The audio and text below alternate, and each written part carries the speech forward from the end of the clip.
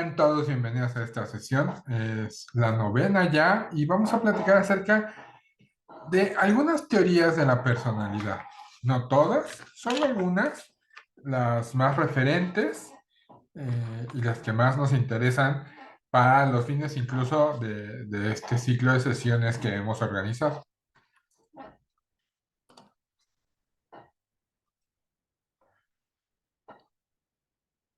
Hablaremos en específico sobre teorías de la personalidad de Freud, de Jung y de la teoría sistémica, ¿no? Y esto nos puede ayudar a entender muchísimo mejor nuestra propia personalidad y la personalidad del otro. La teoría de la personalidad en la psicología, estas teorías son fundamentalmente para comprender cómo las personas se desarrollan, cómo se comportan, cómo se relacionan con el mundo. En esta sesión vamos a explorar estos tres enfoques que son muy significativos. La teoría de la personalidad de Sigmund Freud, la teoría de la personalidad de Carl Jung y la perspectiva sistémica de la psicología. Cada una de estas teorías ofrece una visión única y valiosa de la naturaleza de la personalidad humana y su influencia en nuestras vidas. Comencemos un poco por acá. Sobre la teoría de Sigmund Freud, que es el padre del psicoanálisis. Es una teoría que se enfoca en la exploración del inconsciente. Freud lo que hace es como dividir en tres partes nuestra personalidad: el ello, el yo y el superyo. El- Esta teoría de la personalidad que desarrolló revolucionó la psicología del siglo XX. Él nació en 1856 en Viena, en Austria, y cambió la forma en que entendemos la mente humana y su funcionamiento. Vamos entonces a empezar por esto, o sea, él especificaba como claramente que la mente se divide en estos tres, en el ello, en el yo y el superyo, y que todo el tiempo hay como una lucha constante. Primero vamos a hablar del ello. El ello es la parte de nuestra personalidad que se enfoca en satisfacer nuestras necesidades básicas y deseos instintivos. Según Freud, el ello opera en el inconsciente. O sea, cuando nacemos es lo primero que traemos, ¿no? Que es el ello. Buscamos todo el tiempo satisfacer nuestras necesidades, lo más básico. Por eso siempre lloramos porque queremos estar cómodos, porque tenemos el pañal sucio, por ejemplo, cuando somos bebés, o cuando queremos comer, también lloramos, o porque lo único que queremos cuando nacemos es satisfacer estas necesidades básicas.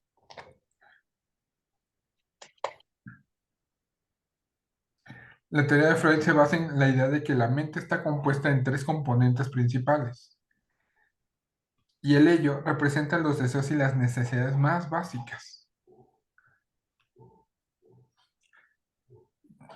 Vamos a pasar a la siguiente, que es el superyo. El superyo es la parte de nuestra personalidad que se enfoca en la moralidad, en los valores.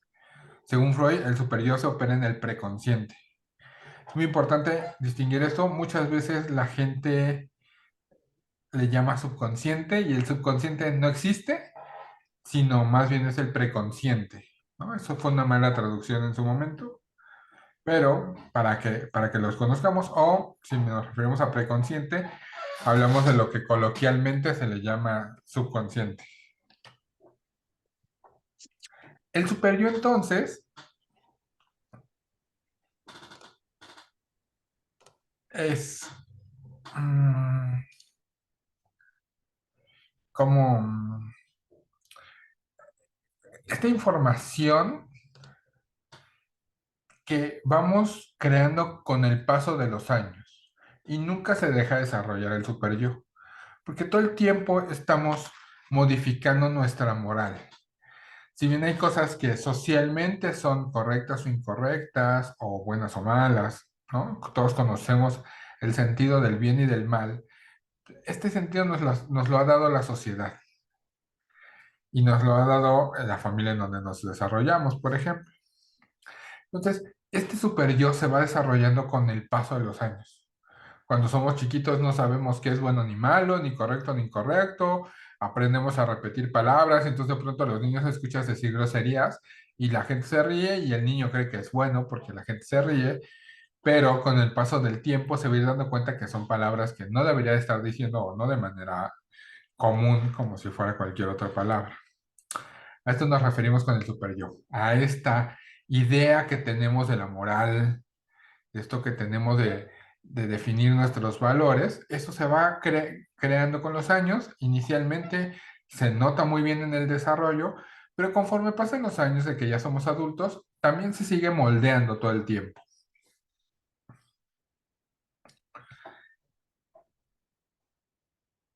Dado que es social, el super yo, o que por lo menos, o sea, sí es del individuo, pero intervienen muchos factores externos, hay que entenderlo así, ¿no? Por eso se moldea todo el tiempo, porque incluso la sociedad va cambiando todo el tiempo.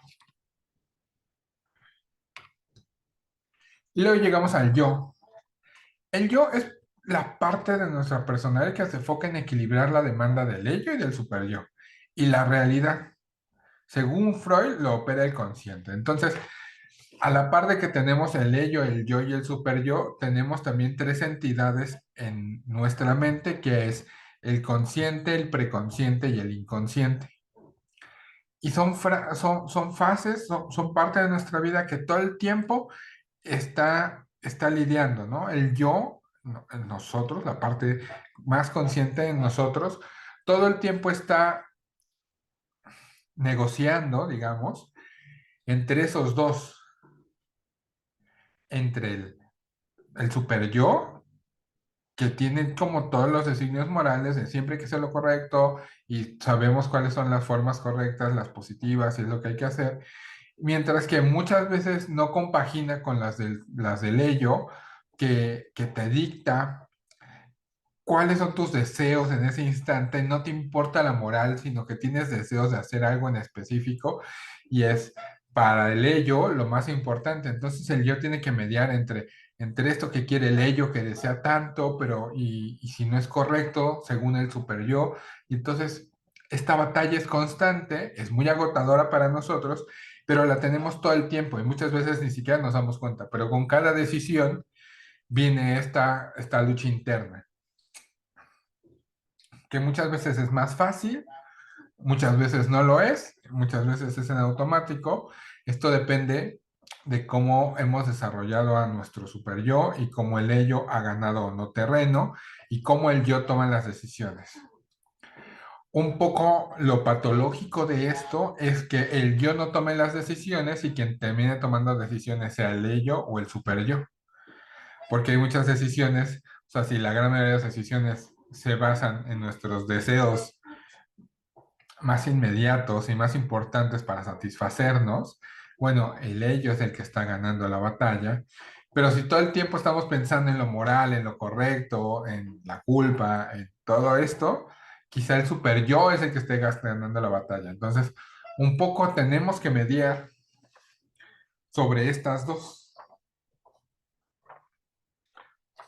Hay unos conceptos clave dentro de la teoría de la personalidad de Freud, del ello, el yo y el super yo, que hay que saber, ¿no? Que son muy importantes. Por ejemplo, la libido, este término lo introdujo Freud al concepto de la psicología como la energía psíquica que impulsa nuestros deseos y motivaciones. El término correcto es libido, no líbido, es importante también. Hay otra que es parte de esta teoría que es muy importante, que son las pulsiones. Pulsiones de vida y pulsiones de muerte. Las pulsiones de vida, como el acto sexual, por ejemplo, que están todo el tiempo buscando vida, ¿no? Inyectándonos vida incluso.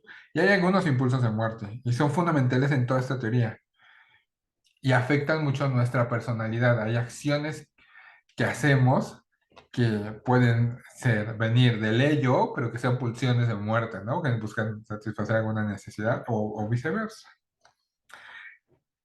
Y otro de los términos que introdujo Freud a la psicología que son muy importantes y que hasta hoy en día se utiliza y lo utilizamos incluso ya de manera coloquial, es el mecanismo de defensa.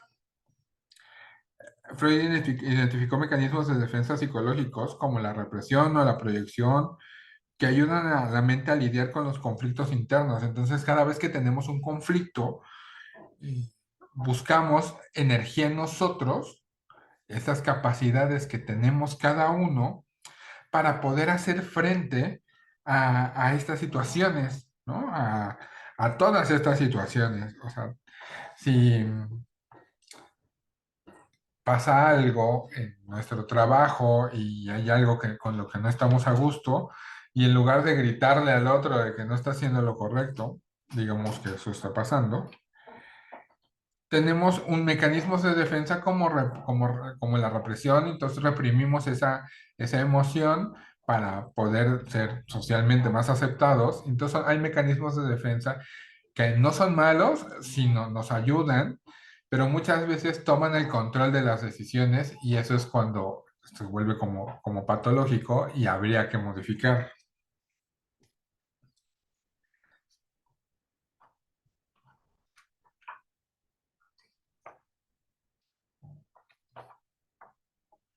Bueno, llegar aquí. Imaginen que están en un restaurante con un menú variado y están tratando de decidir qué plato pedir. Tus impulsos, pensamientos y emociones se manifiestan a través del ello, el yo y el superyo de la siguiente manera. El ello es la parte de tu personalidad que opera en base a los impulsos y deseos más básicos y primitivos. En este caso, tu ello podría estar impulsándote a elegir un plato que satisfaga tus necesidades más inmediatas y placenteras. Por ejemplo, podrías sentir un deseo intenso de pedir una hamburguesa jugosa con papas fritas porque suena delicioso y satisfactorio en el momento. El super yo representa tu conciencia moral y las normas sociales internalizadas. En este ejemplo, el super yo podría estar influyendo en tu decisión al recordarte que debes comer de manera saludable o que deberías de considerar la necesidad dietética de tu cuerpo. También puede incluir consideraciones éticas como la preocupación por el medio ambiente o el bienestar de los animales o que podría llevarte a evitar platos con carne. El yo es la parte de tu personalidad que busca entonces encontrar un equilibrio entre los deseos impulsivos del ello y las restricciones del superyo. En este caso, el yo estaría evaluando las opciones de manera más racional y considerando factores como el costo, la salud, tus preferencias personales. Podrías pensar en la ensalada como una opción más saludable o en el costo de los platos en el menú. La interacción entre el ello, el yo y el superyo en esta situación de toma de decisiones culmina en la elección de plato. Es importante destacar que el equilibrio entre estas tres partes puede variar según la personalidad y las situaciones. Algunas personas pueden seguir más impulsados del ello, pueden seguir más los impulsos del ello, perdón, mientras que otros pueden seguir más las restricciones del superyo. Y algunas pueden encontrar un equilibrio saludable entre las tres partes de su personalidad. Este ejemplo ilustra cómo la teoría de Freud sobre la personalidad puede aplicarse en situaciones cotidianas para comprender cómo nuestras decisiones y comportamientos son el resultado de la interacción de estas tres fuerzas internas, que todo el tiempo estamos tomando estas decisiones. A pesar de la influencia de todas las teorías de Freud, ha sido muy criticado. Se le ha acusado de ser demasiado centrada en el sexo y poco científica su teoría. Sin embargo, sus contribuciones a la comprensión de la mente humana, especialmente en la psicoterapia, siguen siendo significativos. Y entonces ha sido la base de muchas teorías psicológicas posteriores al psicoanálisis, posteriores a Freud, que se han desarrollado a lo largo del siglo pasado. Ahora bien, pasemos a la teoría de Jung, que tengo mezcladas estas, no sé por qué. Jung fue un psiquiatra suizo que desarrolló la teoría del inconsciente colectivo. Según Jung, nuestra personalidad se compone de tres partes: el yo consciente, el yo personal y el yo colectivo. Y como se pueden dar cuenta, Jung lo que hace es entonces abordar ya únicamente al yo. y el cómo se compone el yo en estas tres partes.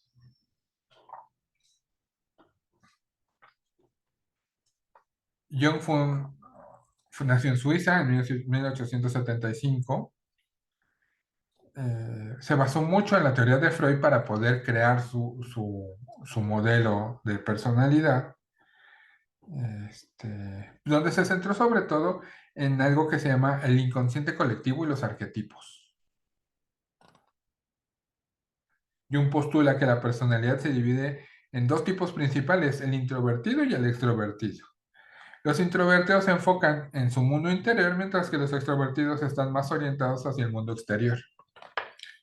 Seguramente lo introvertido y lo extrovertido lo habrán ya escuchado muchas veces en muchos lugares, pero Jung lo lleva hacia esto, hacia el en qué se centra la personalidad del individuo, hacia afuera o hacia adentro.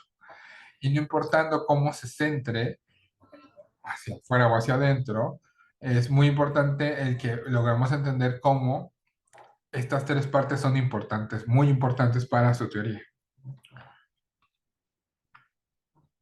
El yo consciente es la parte de nuestra personalidad que es consciente de nuestros pensamientos, sentimientos y acciones en el mundo presente. Según Jung, el yo consciente es parte del yo personal. Y ese es como la parte esencial, el yo consciente, el saber dónde estamos, quiénes somos, cómo sentimos y qué acciones tomamos ante el mundo en este momento. Ese es el primer postulado de Jung. Ahora avanzamos a el yo personal. Es la parte de nuestra personalidad que se enfoca en nuestra individualidad y nuestro sentido de identidad. Según Jung, el yo personal es parte del yo consciente.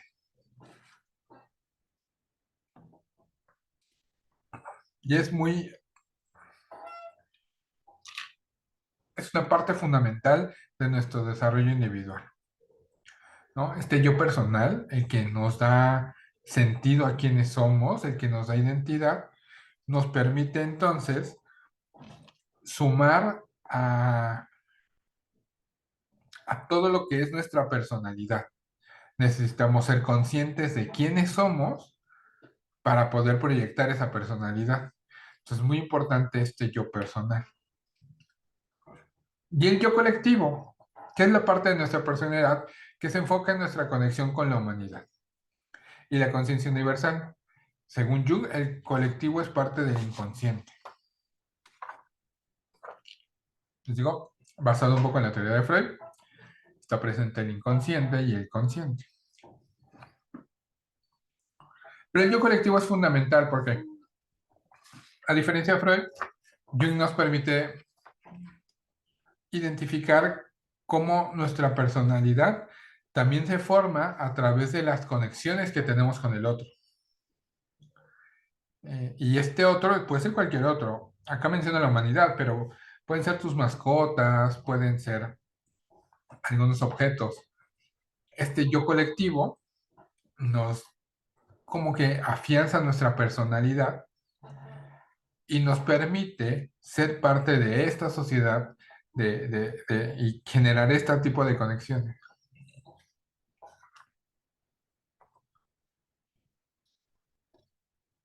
Jung tiene también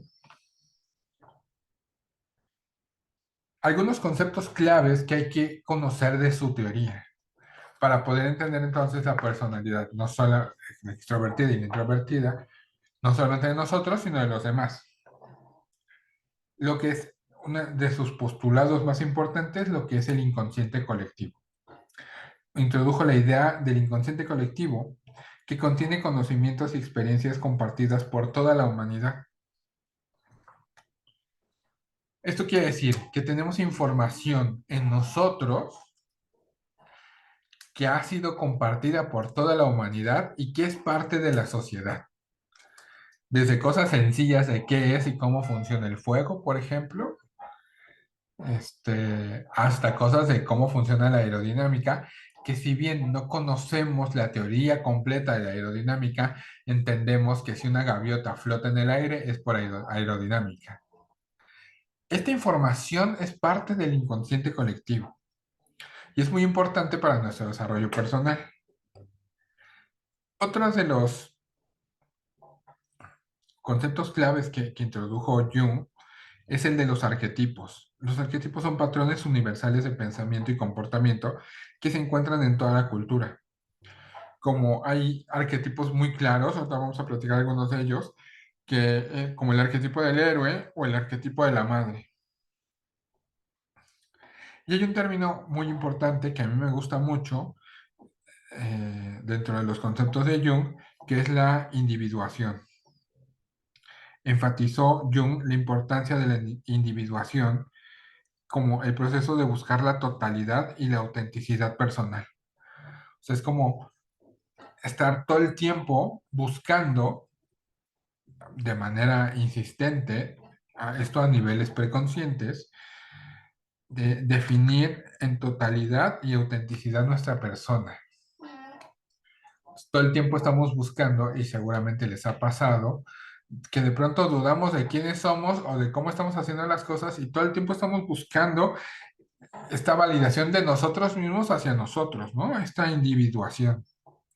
Es muy importante porque nos ayuda a entender muy bien cómo de pronto estos bajones de personalidad que tenemos cuando no nos sentimos incluso cómodos con nosotros, pueden venir de ahí, de que estamos en esta búsqueda de la individuación y entonces nos permite encontrarnos con nosotros adquiriendo nuevas experiencias para llegar a esta totalidad de la autenticidad personal. Y bueno, les platicaba que vamos a hablar acerca de algunos arquetipos, como los concibe Jung. Tenemos, por ejemplo, el arquetipo de la madre. Una madre que cuida y nutre a su bebé, asegurándose de que esté bien alimentado y se sienta amado. Personifica el arquetipo de la madre en su papel materno. En la vida cotidiana, el arquetipo de la madre puede manifestarse en la forma en que cuidamos a los demás, ya sea como padres, como amigos, como cuidadores. También puede influir en nuestra necesidad de sentirnos protegidos y amados. Entonces, lo que dice Jung es que estos arquetipos que todo el tiempo se están cumpliendo en los demás, en nosotros mismos, determinan mucho el cómo estamos relacionándonos con el otro. Y al momento de podernos dar cuenta como qué arquetipo estamos cayendo, es identificarlo, ver si nos sentimos cómodos o si este arquetipo que estamos nosotros viviendo nos está mermando en nuestra personalidad y entonces habría que hacer algo.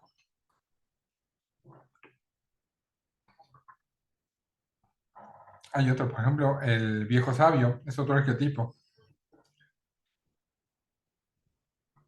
Por ejemplo, un estudiante universitario puede buscar la guía de un profesor experimentado para obtener consejos sobre su carrera académica y desarrollo personal. El profesor, en su vasta experiencia, encarna el arquetipo del viejo sabio. En la vida cotidiana buscamos a menudo la orientación y la sabiduría de personas mayores o figuras de autoridad en nuestra búsqueda de conocimiento y consejo. Entonces es entender que hay arquetipos que se cumplen, que son muy funcionales, pero que lo que designe el viejo sabio al que nosotros le atribuimos ese arquetipo no esté atentando con nuestra personalidad.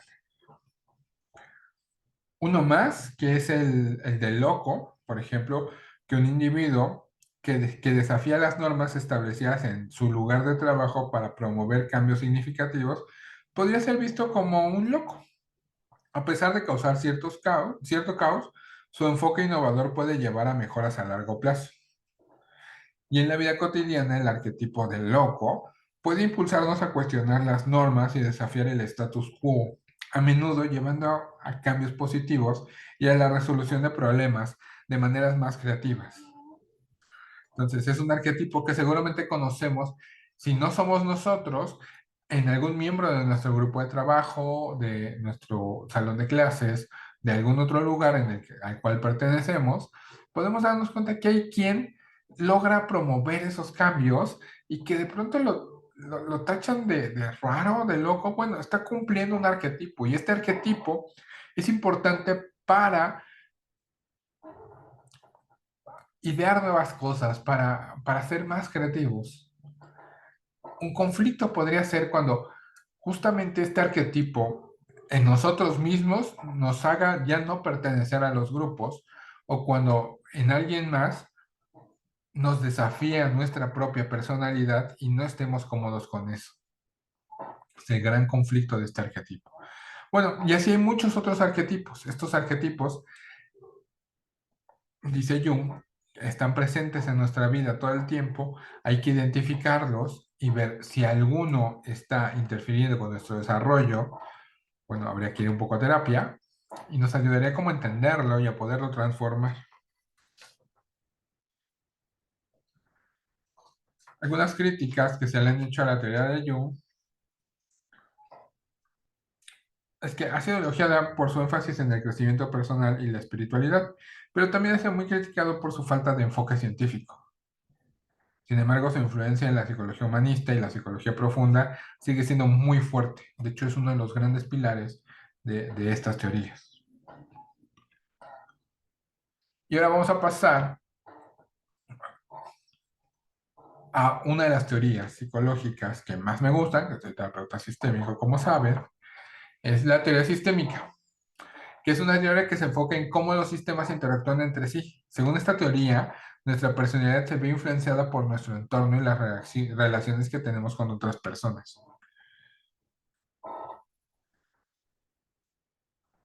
La perspectiva sistémica en la psicología se centra en esta relación interpersonal y los sistemas familiares como factores claves en la formación de la personalidad. Esta perspectiva busca comprender cómo las personas se influyen mutuamente dentro de sistemas sociales y familiares. Algunos conceptos claves de esto son los roles. Es una perspectiva, se considera que los individuos asumen roles específicos dentro del sistema familiar o cualquier sistema al que pertenezcan y que influye directamente en su personalidad. O sea, el rol que te toca de hijo o de padre o de hermano influyen directamente en el desarrollo de tu personalidad. Los límites o la noción de los límites se refiere a la claridad de las fronteras emocionales y psicológicas entre los miembros del sistema. Y cuando estos límites no son claros, entonces hay problemas en el sistema, hay patología en el sistema o digamos que se enferma el sistema. Idealmente los límites deben de ser muy claros y muy específicos para entender como los roles, no cambiar de rol y no asumir. He visto adolescentes regañar a sus papás y es no te toca ese rol. Habría que entender que el papá no debe de dejar ese rol a que alguien más lo cumpla, sino él tiene que cumplir su rol. La comunicación, que es básica en la teoría sistémica, que se enfatiza en la importancia de la comunicación efectiva y la falta de ella en la dinámica de la personalidad. Cuando no tenemos claro lo que comunicamos o lo que nos comunican, interfiere con nuestra personalidad cuando hay dobles mensajes o cuando el mensaje es confuso o cuando el mensaje ni siquiera llega y tú tienes que adivinarlo. Esto pasa muy seguido, más de lo que nos gustaría, pero si bien está pasando, también podemos entender nuestra personalidad desde ahí, desde el cómo comunicamos y desde el cómo no comunicamos.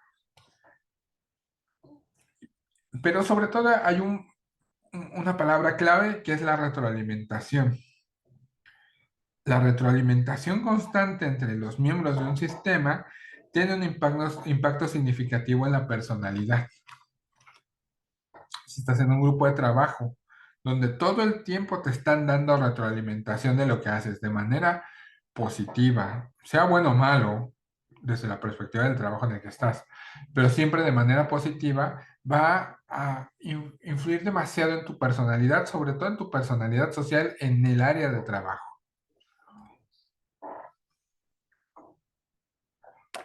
La perspectiva sistémica se utiliza en terapia familiar y en la comprensión de problemas interpersonales.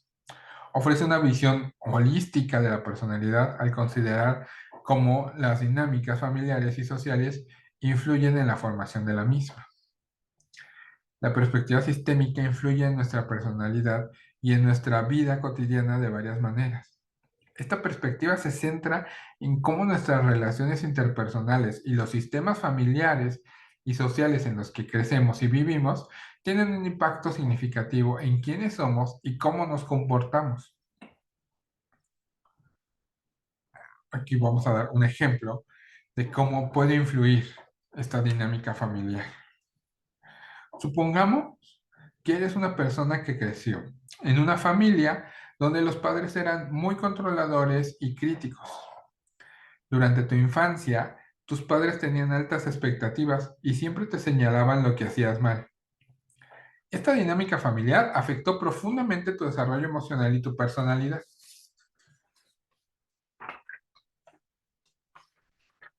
¿Cómo impactó? Bueno, desde distintas áreas. Puedes tener baja autoestima. Debido a la crítica constante, es posible que hayas desarrollado una baja autoestima y una sensación de que nunca eres lo suficientemente bueno en nada. O tienes una tendencia a evitar conflictos, por ejemplo, ¿no? Tu personalidad tiene esta tendencia a evitar conflictos. Porque para evitar conflictos con tus padres, podrías haber desarrollado una tendencia a evitar confrontaciones y ceder fácilmente a las opiniones de los demás. Una búsqueda de validación externa. Puedes buscar constantemente la validación y aprobación de los demás debido a la falta de validación emocional en tu familia de origen. También pudiste haber desarrollado miedo al fracaso.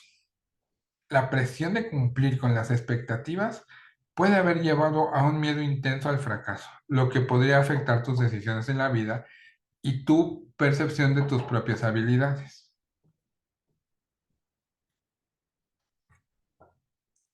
Entonces,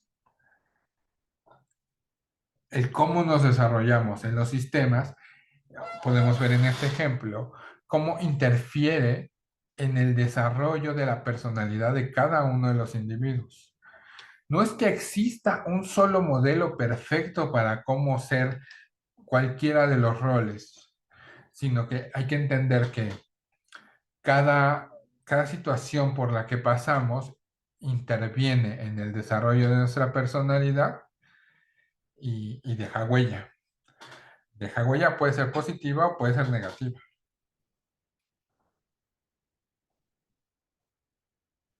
Y entonces, en este mismo ejemplo, podemos ver que no solamente ya cómo se desarrolla nuestra personalidad, sino cómo tiene impacto en nuestras relaciones interpersonales.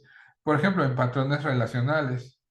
Es posible que tiendas a crear patrones similares de control y crítica en tus relaciones personales, ya sea como el controlador o como alguien que se siente controlado. Eh, Al momento de relacionarte de manera interpersonal, también puedes evitar conflictos, puedes tener dificultad para manejar el conflicto de manera saludable y podrías evitarlo en exceso debido a tu experiencia en la familia. O esta necesidad de validación, que buscas validación constantemente de tus amigos, de tu pareja, lo que puede generar tensión en las relaciones. O puedes generar perfeccionismo, podrías luchar por la perfección en todas las áreas de tu vida, lo que puede llevar a altos niveles de estrés y autocrítica. Este ejemplo ilustra cómo la perspectiva sistémica considera que nuestras experiencias familiares y sociales y las dinámicas interpersonales influyen en nuestra personalidad y en nuestro comportamiento en la vida cotidiana. A medida que te vuelves consciente de estas influencias, puedes trabajar en desarrollar una personalidad más saludable y adaptativa, tomando decisiones conscientes sobre cómo deseas relacionarte con los demás y cómo deseas abordar los desafíos emocionales que surgen. En conclusión, las teorías de Freud, de Jung y esta teoría sistémica nos ofrecen diferentes perspectivas para entender nuestra personalidad y cómo interactuamos con el mundo que nos rodea.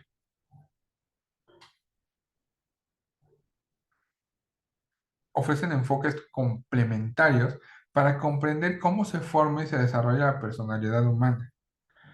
Cada una de estas teorías tiene sus propias fortalezas y limitaciones, pero juntas enriquecen nuestra comprensión de la complejidad de la mente humana y su influencia en nuestras vidas.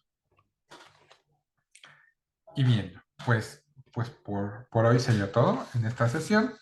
Espero les haya gustado mucho.